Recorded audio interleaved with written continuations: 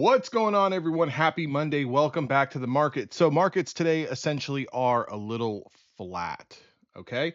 Um, Little tricky today because the markets, they're not necessarily super strong today. And that's kind of a given, right? 13 days straight up. If you guys look at this chart here, we're looking at the 1 hour chart. You can kind of see going back 10 days, we've essentially just been going, in a straight line to the upside. But the markets aren't necessarily that weak.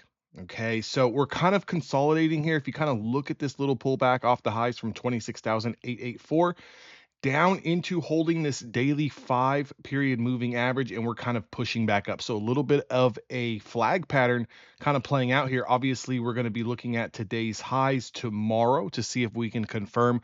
If we can, we still have to continue to give the benefit of the doubt to the bulls. Now, there's some levels on the chart that I want to absolutely take note of.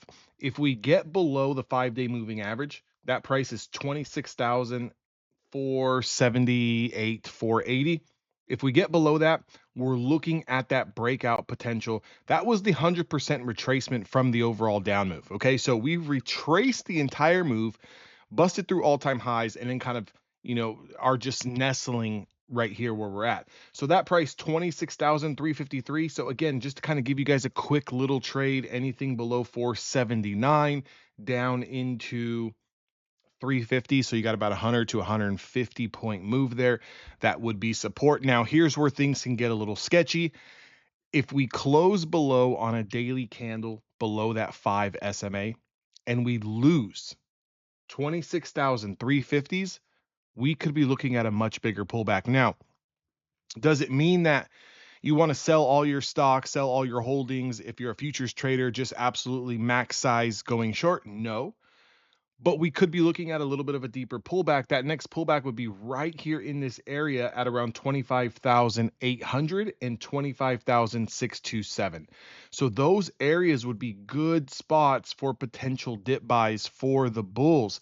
Again, a lot of comments, a lot of headlines coming across the airwaves today from the president and Iran. Are we going to get another ceasefire? Trump says absolutely not. Maybe this, that, and the other. So back and forth, back and forth. Again, today, I don't think it's more so a news headline driven day as to why things aren't making new all-time highs or, completely collapsing. I think it's more just digestion from this 2-week move to the upside that we have. Things are still strong, okay? Whether you want to believe it or not, being at all-time highs, being above that 100% retracement, being above the 5-day moving average, being above the 10-day moving average, being above the 20-day moving average, being above the 50-day moving average, you still have to give your respect and benefit of the doubt to the bulls. So if you must trade, wait for pullbacks, wait for break and retest. Make sure that your higher time frame chart is aligning with the smaller time frame where you're taking your entries. So for example, if the hourly chart is bearish, meaning it's working its way down, it's red, you're not looking to go long, okay? Wait for it to stop, wait for us to bounce, and then wait for a following candle to kind of take out that high, showing that we're on the trajectory to the upside. Then you go down to your smaller time frames. Now, if you kind of use that analogy, that example for today's price action, let's look at today's price action. The first 1 hour candle was bullish. Okay, we're trading over the 20-day moving average. We're trading over our daily 5. However, there was no confirmation to the upside. Things immediately started to get aggressive to the downside on that 10 a.m. Eastern candle. Okay, so we're still below those all-time highs. We started to get a little bit of aggressive to the downside. If you look at the hourly candles, we did not confirm. There was no confirmation of a long or a short. It was just pure consolidation. There was no confirmation of a long or short until the 8 a.m. Pacific Standard Time candle. So the 11 a.m. Eastern candle, you could have looked to take a little bit of a short, and I'll show you exactly where that would have been at on the 5-minute candlestick. So if I go ahead and I draw this line here, this would be the low that we're looking for. Again, because we still have to give the benefit of the doubt to the bulls, you're going to see it wasn't a very big move, but it was a move. Okay, so if you were looking for that, make sure that your entry is lining up Make sure your entry is lining up with your higher time frame, and this is the low here. So you can see we put in that low at 7:50 Pacific Standard Time, which is 10:50 Eastern, and then here at 8 a.m. Pacific, 11 a.m. Eastern, you see that we kind of break through. So the price that we were looking at was 26,610. Now, this is more so for scalpers. This is more so for futures traders, because again, if you were looking for this to just absolutely roll over and die, more than likely you got liquidated, because it was nothing more than a head fake and an immediate grind back up into the range. But if you're a scalper and you're looking for those quick moves, that was your only legitimate short that you could have taken. Sure, could you have gone short here, here, here, here, here? Absolutely, but you're kind of playing the guessing game, hoping that it's going short. And a lot of times when you're looking back at the charts, because everything is 2020 in hindsight, when you're looking back at those charts, you're going to say that, man, I should have just got short off the open. Yes, but look at the candlesticks here. Big candle down, followed by a pause candle, then a rip back up. Big candle down, couple pause candles, rip back up. Couple candles to the downside, rip back up. Put in this low, look at the wick here, rip back up. So who's to say that you weren't going to get trapped out? Again, this is also a pretty trappable entry here. But the only thing that we had going for us on that short side was the 1 hour candle was bearish, meaning it closed below the 20 period moving average. It was red, it was working its way down, and we got a confirmation. So again, keep your shorts to an absolute bare minimum scalp. Do not look to put a bunch of risk on and hold these overnight until you start to see us breaking down below and closing below previous day's channel, and at least losing that 5-day moving average.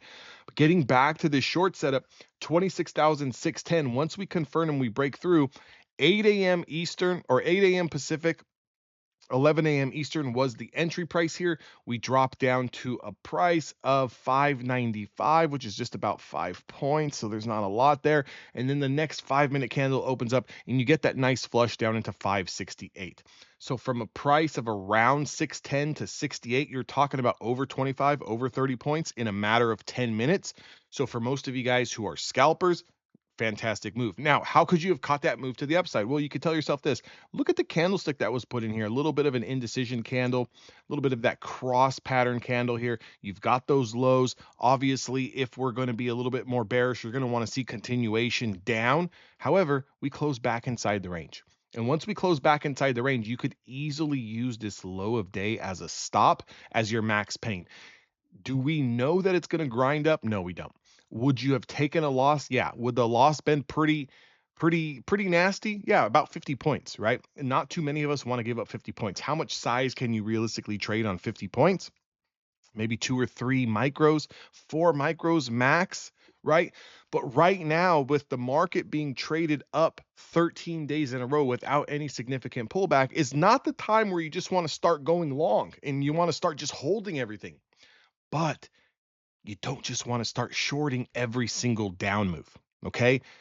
Consolidation, distribution is what this market needs to come out of, either to continue to make new all-time highs or to start rolling over and testing some of those lower supports. I hope this video gave you guys a little bit of context on what you should be looking for. Main thing that you need to take away from this: market does not need to be having a lot of risk on the table from your end, long or short. You need to look for quick scalps. If you're a futures trader, you need to be looking for 10, 15 point scalps. If you're short, if you're long. Number 2, make sure that you're in line with the hourly candle. If the hourly candle is printing red and it is working its way down, you are not looking to bounce, okay? You are not looking to bounce.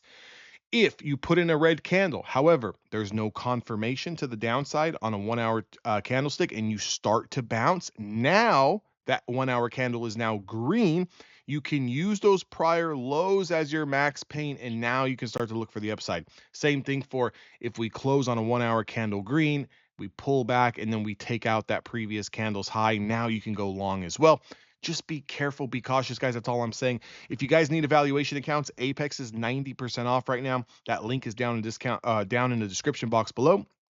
You can use my discount code DAnthony. It's going to save you 90% on those Apex evaluations. I will see all of you guys in the next video.